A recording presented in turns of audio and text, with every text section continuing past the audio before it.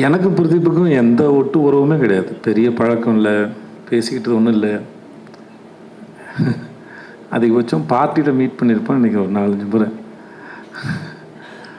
அந்த ஆள் ஒரு பிரதீப் வந்து ஒரு மயக்கி, ஒரு பசப்புக்காரி மாதிரி, ஒரு மாதிரி அந்த ஆள் வெரி அட்ராக்டிவ். எந்த ஒரு ரிலேஷன்ஷிப்பும் இல்லை, பெருசாக க்ளோஸ் கிடையாது, பர்சனலாக பேசினதில்லை. ஆனால் எனக்கு இந்த மாதிரி சில பேரோட ரிலேஷன்ஷிப் ஏற்பட்டுரும். நான் சொல்கிறது ஆம்பளைங்களோட சொல்கிறேன். ஸோ அதனால் அப்படி எனக்கு பிரதீப்புக்கு எனக்கு அப்படி தான் இருந்தது. எனக்கு பிக் பாஸ்க்குமே அந்தாலும் அப்படி தான் இழுத்து போட்டாப்புல. நான் ஆஃபீஸில் இருந்தேன், உங்கள்கிட்ட பேசணும்னு சொல்லி வந்து சோஃபாவில் சாஞ்சார், என்னையும் பக்கத்தில் சாய சொன்னார். ஏதோ சாயந்தரம் மாலை வேலையில் பாய் ஃப்ரெண்ட் கேர்ள் ஃப்ரெண்ட் பீச்சில் சாய்ஞ்சி உட்காந்துருக்கா மாதிரி உட்காந்துட்டு, நான் ஒன்று கேட்பேன், நீங்கள் நோ சொல்லக்கூடாதுன்னு. ஏதோ மேரேஜ் ப்ரொப்போசல் மாதிரி இருந்தது.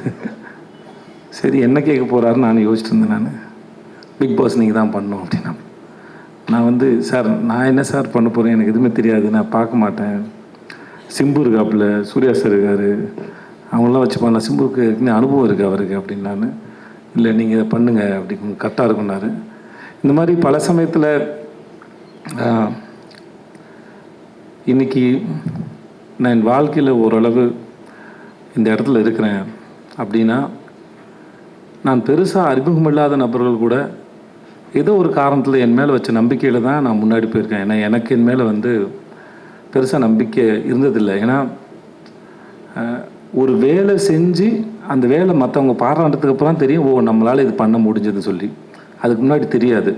ஆனால் அதுக்கு முன்னாடி நம்ம மேலே நம்பிக்கை வைக்கிற மனிதர்கள் வந்து மிகப்பெரிய ஆச்சரியம். அப்படி தான் நான், எனக்கு மணிகண்டனும் அப்படி தான் இருந்தார், சிஜே பாஸ்கர் சார் அப்படி தான் இருந்தார், சீனு ராமசாமி சார் அப்படி தான் இருந்தது, பிரதீப்பும் அப்படி தான் இருந்தாப்புல. இந்த மாதிரி பல பேர் இருந்துருக்காங்க என் வாழ்க்கையில்.